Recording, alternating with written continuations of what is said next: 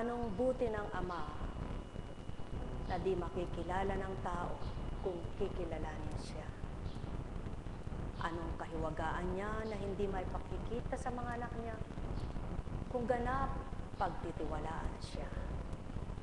Anong kapangyarihang taglay niya na hindi kayang gawin ang lahat kung nanaisin niya? Halina kayo, mga minamahal ko, tuwirang patotohanan ng pagkilala sa Kanya at siya rin ang magbibigay sigla sa inyong pananalig bilang mga anak niya.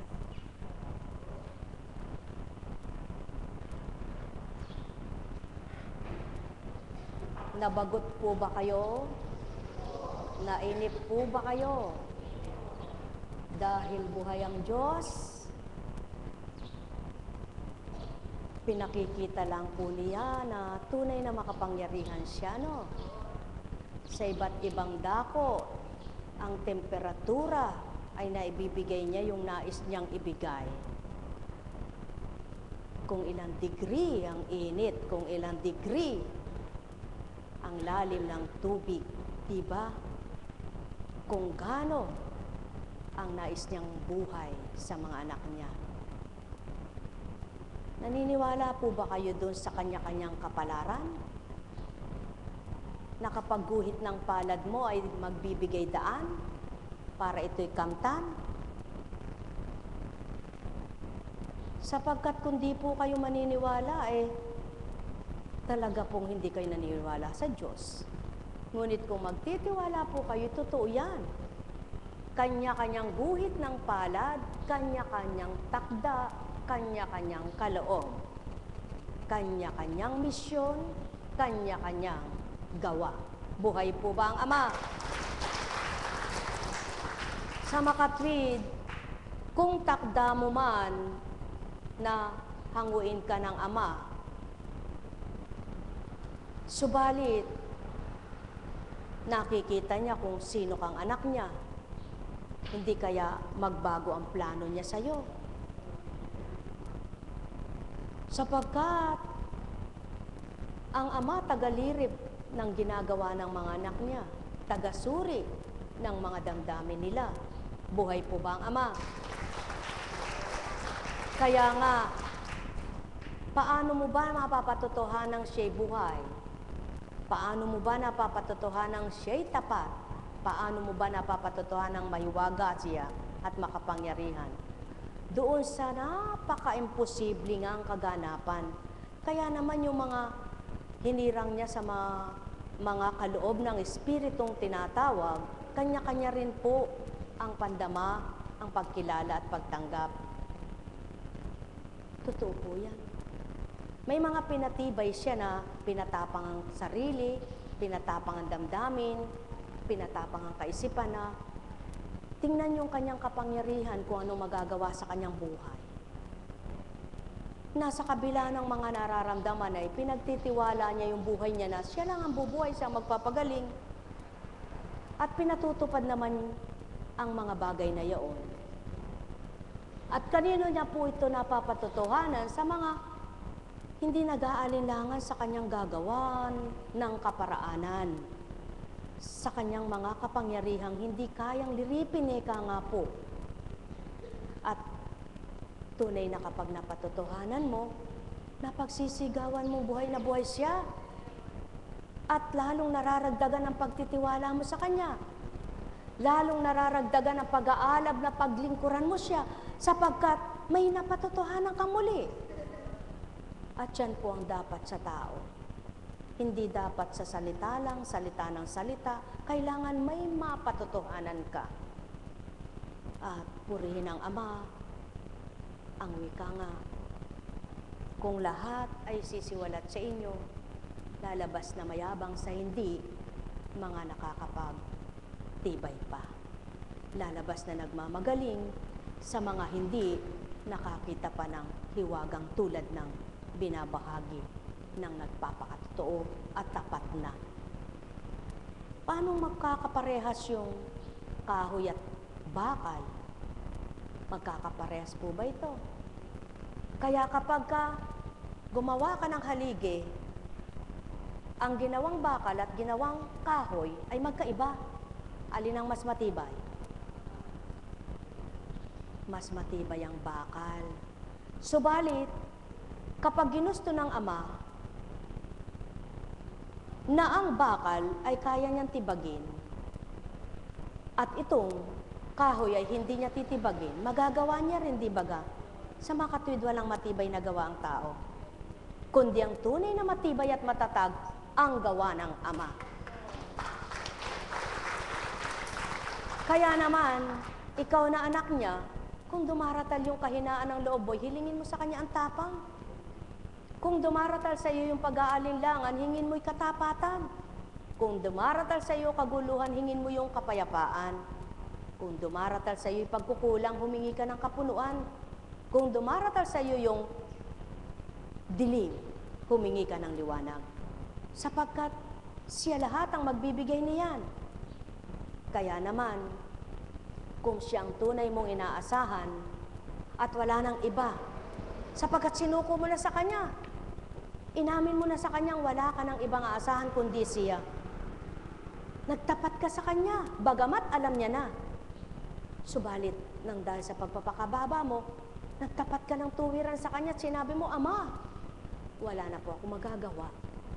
Hindi ka lang niya masabing o masabihan na, anak, alam ko na, ngunit salamat.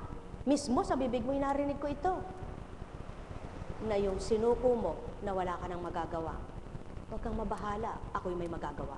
Buhay ba ang Ama? Kaya, kung nasisindak ka, sinisindak ka. Sinisindak ka ng kalaban. Nililin lang ka, tinatakot ka. Baka mamatayan. Kung hindi mo siya dadali sa ganun, ano paglalaban mo? Ikaw amang makapangyarihan sa lahat. Ikaw amang nagbibigay buhay. Ikaw amang nagpapasiglat, nagpapalakas. Ikaw ang gumaganap na walang kapantay sa balat ng lupa. Ikaw ang nagpapapatag ng karagatan. Ikaw ang nagpapalakas ng alon. Ikaw ang nagpapaihip ng hangin. Lahat ay kaya mo. Kaya, kung gusto mo, maging mainam ang paghinga ng tao, magagawa mo na maging maganda ang paghinga nito. Hindi baga? Mga mahal, sa katotohanan, sadyang mahirap paglingkuran ng tao. Kaya nga walang magbabatang tao kung kapwa-tao pag-uugali at damdamin. Kaya nga iniiba ng Ama ang pag-iisip ng taong mga binahaginan niya ng Espiritu upang silang magtibay sa pagpapatotoo at pagkilala sa Kanyang mahiwagang gawa. Ngayon, kung hinirang ka na at binahaginan ka, hindi ka pa rin naiba at walang naiba sa iyo sa bilang pagkatao, paano mo mapapatutuhan ng Diyos mo'y buhay? Paano mapapakilala niyang ika'y buhay sa Kanya na mananampalataya? Mga mahal, kay buti ng Ama. Tunay na kay buti, walang kapantay siya. Nawa, maunawaan ninyo, ang buhay ay buhay, at ang buhay ay pahiram lamang. Mula kay Juan, ako ang puno ng ubas at ang aking Ama ang tagapag-alaga. Pinuputol niya ang bawat sangang hindi namumunga at kanya namang pinuputulan at nililinis ang bawat sangang namumunga upang lalong dumami ang bunga. Nalinis na kayo sa pamamagitan ng salitang sinabi ko sa inyo. Hindi makapamumunga ang sangang hindi mananatiling nakakabit sa puno. Gayon din naman, hindi kayo makapamumunga kung hindi kayo mananatili sa akin. Maliwanag ang katotohanan, talinghagang naturingan. Yaon ay ang pananalig at pananampalataya ng tao. Yaon ay ang pagtitiwala ng tao sa Ama. Yaon ay ang gawa ng tao. Yaon ay ang pangaugali ng tao. Yaon ang pakikipagtipan ng tao sa Ama sa pamamagitan ng Kanyang karunungan na binahagi sa Kanyang Espiritu na pinamahagi sa mga tao. Kaya niyang alisin sa daigdig na ito ang tunay na masama. Kaya niyang alisin ang gusto niyang mamatay. Kaya niyang buhayin naman ang gusto niyang itira. Kaya't kung ikaw ba ay isang tunay na anak niya na nakakatulad sa kanyang mabubuting gawa at adika, ikaw kaya ay pabayaan niya na putulin? Hindi. Hambing ka sa sanga ng ubas na pinuputulan niya yung mga sangang hindi nararapat upang ganapang sumibol ang mga bunga. Ano ibig sabihin nun? Ang taong kumikilala sa kanya at nakakilala na, nililinisan pa niya ng husto upang lalong magsisibol ang bunga na matamis mula sa kanya. Ano yung nililinisan niya na yun? Sa mga anak niyang kumilala na tumanggap na yaong mga pag-uugaling hindi pa dapat, yung mga ugaling hindi na nararapat, yung mga dapat na ginagawa nila noon sa buhay nila at ngayong nakilala na, ay dapat iba na. Kaya kung ikaw noon ay isang taong maramdamin, inaalis ito ng Ama. Kung ikaw noon ay isang taong matatakutin, inaalis ito ng Ama. Kung ikaw noon ay isang taong mapag-alala, inaalis ito ng Ama upang lalong sumibol ang pananampalataya mo at mabuhay ang pananalig mo sa Kanya at huwag nang magkadungis ang pag-asa mo. Sapagkat siya ang puno ng ubas. Siya ang tunay na nagbibigay katas. Matamis ang dulot niya. Kaya't lahat ng pait mo, lahat ng asim, lahat ng matabang, lahat ng dinaranas mo ay kanyang aalisin. Hinahawi niya ito upang magsisibol ganap ang bunga ng pananalig mo na matapat. Buhay ba ang Ama? At paano ito mapapatotohanan? Sa mga pinagdaraanan mo. At itong pinagdaraanan mong ito, kung matibay kang magtitiwala sa Kanya, ito ngayon ay hahawiin niya ang mga balakid upang makapaglingkod kang tapat, upang makasulong ka sa ginagawa mo, nang sa gayon lalo pang magtibay ang pagtitiwala mo sa Kanya. Kaya naman, sa pananampalataya mo at pag-asang siya ang Diyos mo, ipababatid niya sa iyo ang dapat mong gawin. Ipadarama niya sa iyo ang pagmamahal niya. Bibigyan ka ng lakas upang makalaban ka sa kung anong pinagdaraanan mo sa maghapong yaon at magdamag.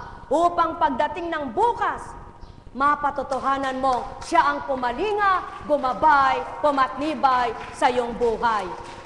Mga mahal, kung batid niyo lamang kung papaano kumilos ang Ama, kung batid nyo lamang kung anong layon at gusto niya sa inyo, pagsusumikapan niyong ang tinanim niya sa inyo na mahina pa ang kapit, palalalimin pa, upang lalo pang sumibol ang mga ugat ng pananalig at pananampalataya, ang ugat ng pag-asa at ligaya, sa gayon, sa iyong pagtitiwala sa Kanya, na bawat araw may magagawa siyang mabuti sa iyo, sa hindi mo namamalayan, ang lahat pala ng iyong mga balakid, mga pagdalisay, ay nakapagtagumpay ng lahat, na hindi ka nasubukan sapagkat naging totoo ka at tapat niyang anak. Mga mahal, katotohanan, sino ba ang pumapatay na walang nakakakita? Oo, sinasabi nila, ay namatay yun, meron ekang bumaril. Di may nakakita rin. Yung mga mata ng kapwa niya, kaya nga nalaman niyang binaril. Subalit ang Ama, mababawian ka ng buhay kahit ikay natutulog na hindi mo namamalayan. Yun ang sinasabi na kayang kitlin ang buhay mo sa anumang oras na naisin niya. At kaya niya ring ibigay ang buhay mo, bagamat ikaw ay hinahatulan na at sinasabihan ng kapwa mong may taning ka na. Ngunit kapag nilob at ginusto niya, tulad nitong si Ezekias, maliwanag na patotoo at maliwanag na halimbawa. Tinaningan na ang buhay niya, mismo ang Ama. Siyang nangusap, nagpahatid ng paalala kay Ezekias. Sino ang ginamit niya? Si Isaias. Sumulong kay tunguhan mo si Ezekias at sabihin mo sa kanya, ipaghanda na ang kanyang bayan at siya'y mamamatay na. Sa makatwid, Isinugo niya itong si Isaias upang sabihan itong si Ezekias na mamamatay na't habilinan na ang kanyang bayan. Bakit? Sapagkat siya'y hari ng panahon na yon. Upang pagbilinan na ang kanyang mga dapat pagbilinan at siya'y mamamatay na sa kanyang karamdamang may bukol. Ano ang nangyari? Kumbaga'y tinaningan na.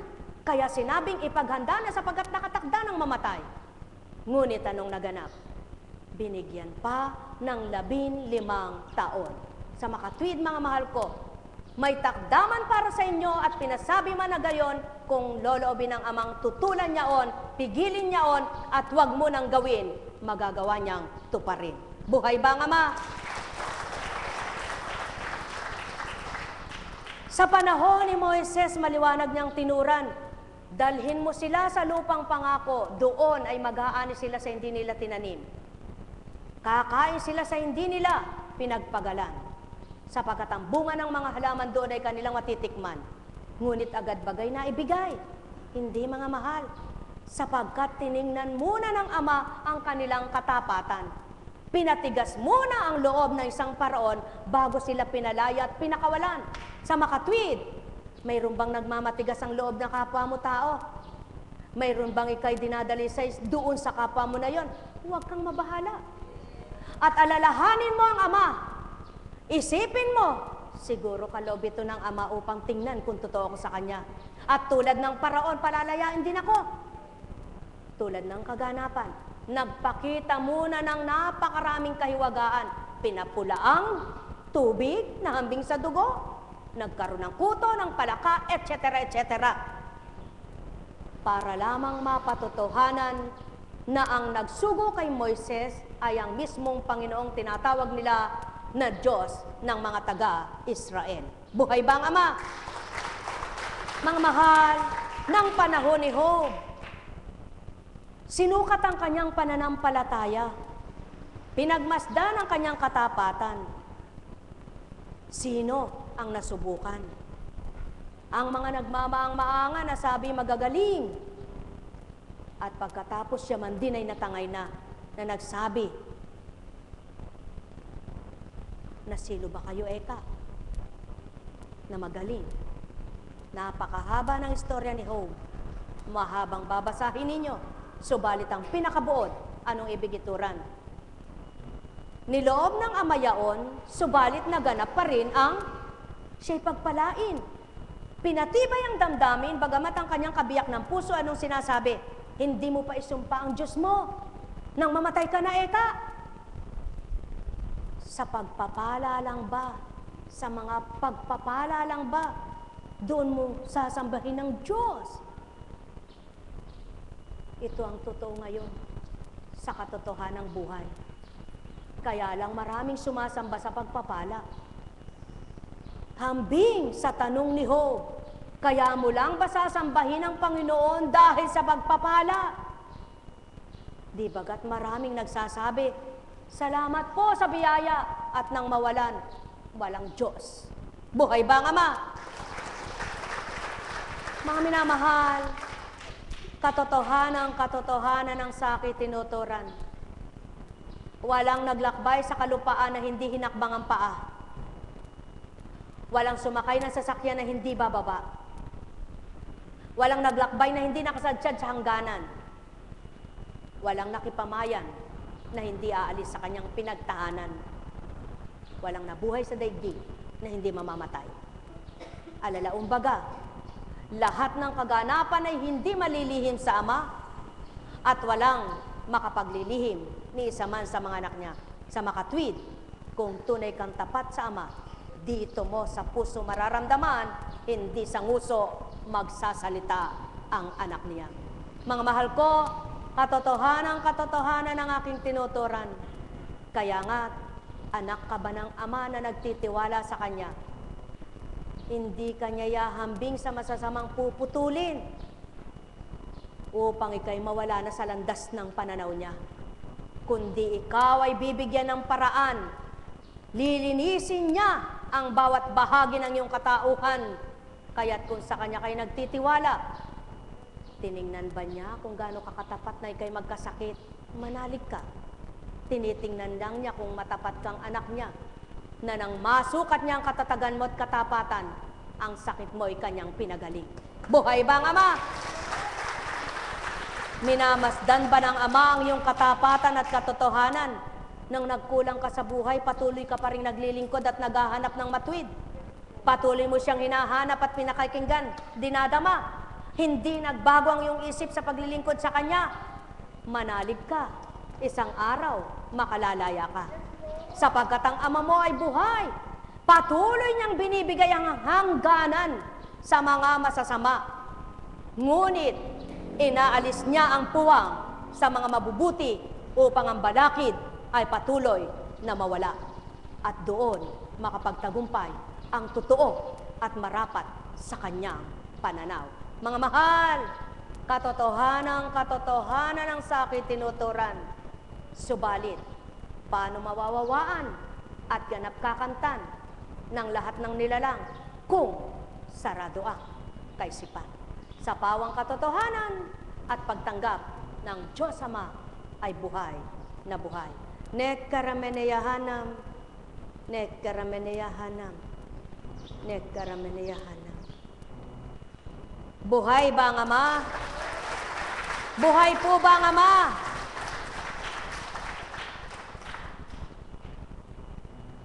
Ako ang puno ng ubas, kayo ang mga sanga. Ang nananatili sa akin at ako sa Kanya, ang siyang namumunga ng sagana. Sapagkat wala kayong magagawa kung kayo'y hiwalay sa akin. Ang hindi nananatili sa akin ay tatapon at matutuyo gaya ng sanga. Ang gayong mga sanga ay titipunin at susunugin. Kung nananatili kayo sa akin at nananatili sa inyo ang aking mga salita, hingin ninyo ang inyong maibigan at ipagkakaloob sa inyo. Maliwanag ang katotohanan. Ang nananatili sa kanyang pagmamahal sa kanyang amang hindi niya nakikita. Ang bawat pinagdaraanan niya ay nilalagak niya lahat sa kanya. Ipinagkakatiwala at binibigay ang karakasan niya upang siya'y gamitin at magpagamit naman siya. Ibinibigay ang kanyang lakas sapagkat alam niya, maubos man ang lakas na ito, mapapalitan ng Ama niya. Ibinibigay ang buhay niya sapagkat alam niya, yamang ang Ama niyang nagbibigay buhay, may higit niyang maibibigay ang buhay na ninais niya. At nang dahil siya'y tapat, sa isang salita lamang, nakikinig sa kanyang mga anak na nagpapakatapat. Mga mahal, sino ba ang totoong nagsabi na, dumulog ako, hindi ako pinakinggan. Humingi ako, hindi ako pinagbigyan. Sinungaling. Sapagkat kung totoo ka, kung hindi man niya binigay lahat ang yaman, sigurado ang bawat araw mo'y pinangangalagaan ka at nililigtas ka sa lahat ng sandali. Bakit? Paano ka pa makasasamba kung gutom na gutom ka? At nalalambot ka na sa gutom? Hindi bagat masasabi mo, Diyos ko, mamamatay na ako. Kaya hindi ka niya gugutumin ang tiyan.